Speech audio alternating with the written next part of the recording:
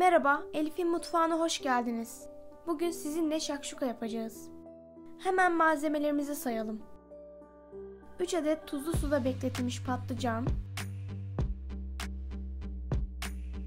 1 adet soğan,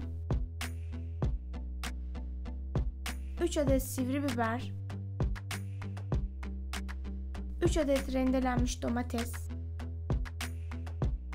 3 diş sarımsak, 1 tatlı kaşığı domates salçası, tuz, karabiber, pul biber.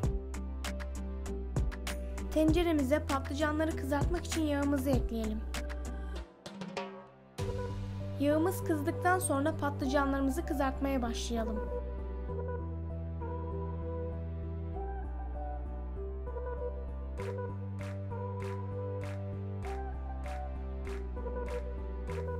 Tenceremizden fazla yağ alıp bir miktar bırakalım. Soğan, sarımsak ekleyip kavuralım.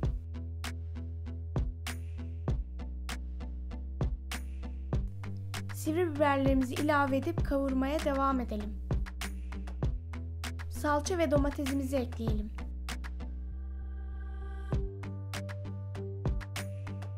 Yarım çay bardağı sıcak su ilave edip 2-3 dakika pişirelim.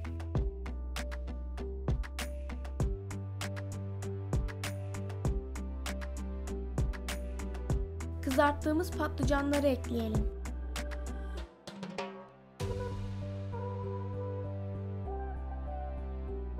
Bir tatlı kaşığı tuz,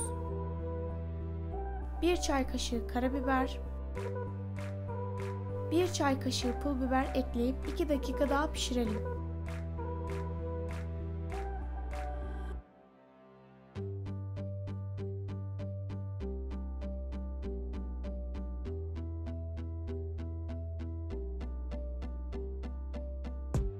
Şakşukamız servise hazırdır. Afiyet olsun.